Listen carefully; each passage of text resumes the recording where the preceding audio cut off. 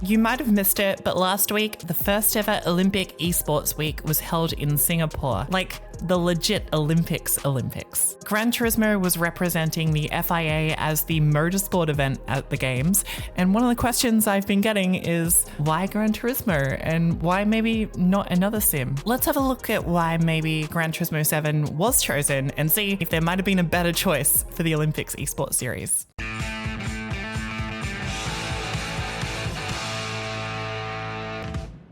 So Olympics Esports Week in Singapore went for 3 days and featured a whole bunch of esports on the world stage competing live under the Olympic rings. Let's have a quick look at the event and the racing that took place in Gran Turismo, as well as looking at why GT7 was chosen and some of the other events there as well. If you like the video, definitely feel free to leave a like below, and I'm interested in reading your thoughts about this topic as well in the comments. It's much appreciated. So for starters, I was in Singapore for this event as a guest of the IRC, and during my time I managed to watch pretty much every single esport that was being competed in on the stage, as well as playing pretty much every game that was available. I also spent a lot of time lying by the pool and looking at the big flower tower things, so pretty good time. At the event we had 10 competitive finals happening, as well as 5 exhibition events. Some of these events were actually great. Just Dance absolutely went off, the crowd loved it,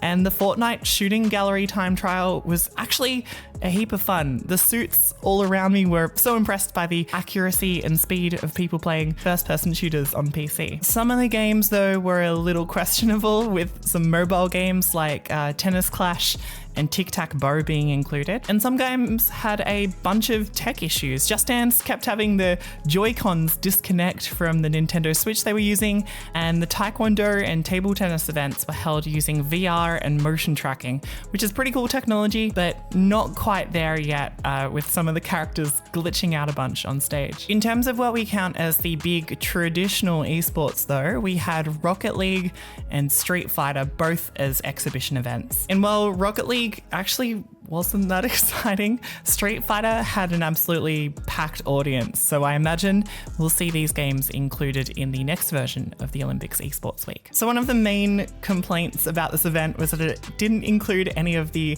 I guess, main big esports that are around in the world right now, like League of Legends, Dota, or Counter-Strike. And I'll be honest, I'm a huge fan of these games. Like, I'm a massive League and CS fan. I actually was lucky enough to go to Katowice earlier in the year to watch the CSGO competition now. But why were these esports not at the Olympics Esports Week? And some of them are obvious. Counter-Strike, Valorant, games like this go directly against the kind of values that the Olympics is trying to push, and I highly doubt we'll see games based around shooting other human beings included. League of Legends though is a little different. It seems like there's a lot of involvement often in League from the developer, and all these events at the Olympics Esports Week had to fit right into the IRC's branding and presentation. Also, MOBAs are really difficult to understand. Unless you've put in hours and hours learning how to play the game, what the items are, how the abilities work, how to ban Yumi, you don't understand what's on screen, and it's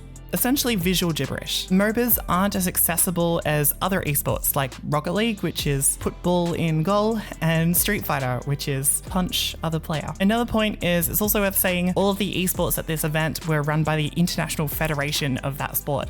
For example, it meant that the tennis esport was run by the ITF, and the motorsport esport was run by the FIA.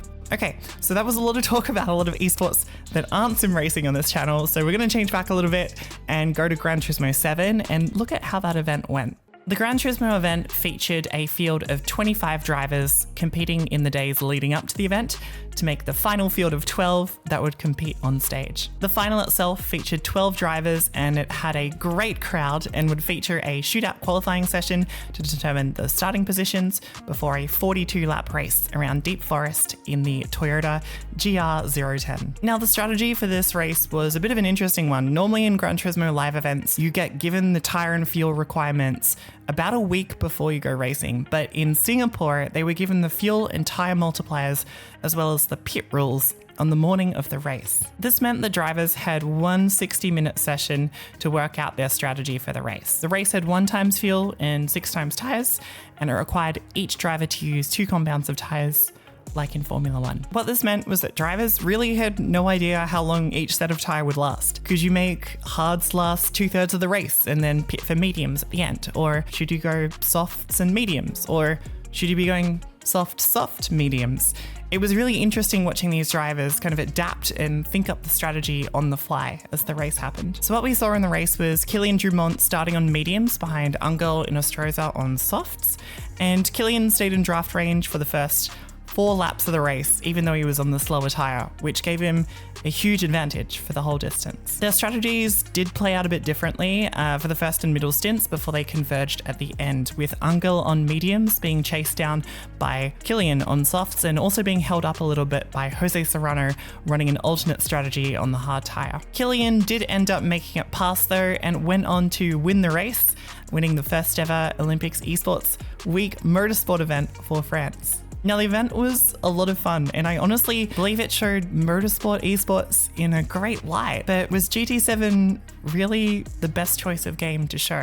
Now, I think it's worth acknowledging that I've been sim racing for a long time, and while I mostly race iRacing at the moment and for the last decade or so, I really have a soft spot for Gran Turismo. I also compete in competitive Gran Turismo. I race in the World Series, and last year I was at Monaco in the World Finals representing Australia. So I love Gran Turismo, but I can also recognize its flaws. For starters, Gran Turismo is not as deep a sim as some other sim racing games. Things like tire temperature in Gran Turismo is not simulated super well as things like the track evolving, changing, and rubbering in. The driving physics aren't perfect in Gran Turismo also.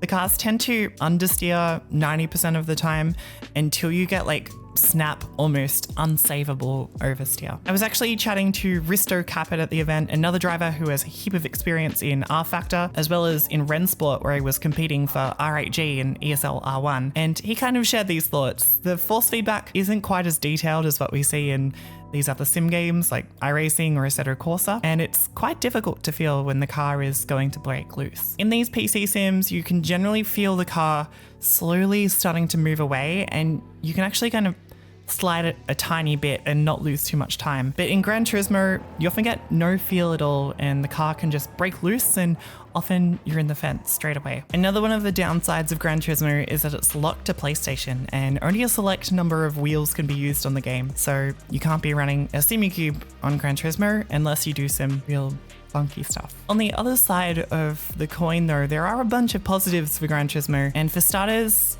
I think the fuel and tire multipliers are a big one, and the different tire compounds as well. Maybe a bit of a hot take here, but I've played almost every sim racing game, and Gran Turismo still has the best strategy in any game I've played. Having things like 8 times tire and 5 times fuel and requiring soft, mediums, and hards to be used means that you can have an entire strategy race play out in a race that only lasts like 20 minutes or so. It's so fun trying to out-strategize other drivers with tire saving, fuel saving, strategy calls, and it's a feeling that I rarely get in other sims unless I'm doing huge like 24-hour endurance races or things like that. The other main positive for Gran Turismo, and probably the key one for why it was chosen at the Olympics, is that it's really accessible. As much as some people hate it, this game can be played on a controller on a PlayStation 4. It's easy to get our heads stuck in PC sim racing and not realize how much money we're spending, and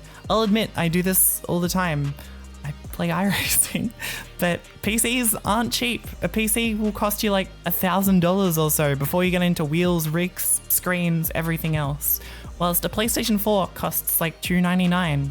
And a copy of GT7 costs $60. You also don't need to deal with things like graphics settings and making the game work with drivers and all of that stuff. All you need to do is turn the console on, connect it to the internet, and you're going racing. And that's probably the one key thing that makes GT7 such a great choice. It's really accessible, it's super easy to pick up and play, but it is incredibly difficult to master. So looking at that, I think GT7 is definitely a really good choice for the Olympics Esports Week. We've got a huge amount of people who can compete because the game is so accessible, but it's deep enough and also really exciting to watch. What do you think though? Should we have seen R-Factor on stage, or maybe ACC or something similar? I'm I'm definitely interested to hear your thoughts, so feel free to let me know in the comments if GT7 was the right choice. I'm sure it would have been a banger race, no matter what the sim, I would have loved it. Leave a like if you enjoyed the video and subscribe to Overtake for more sim racing videos. I'll see you next time.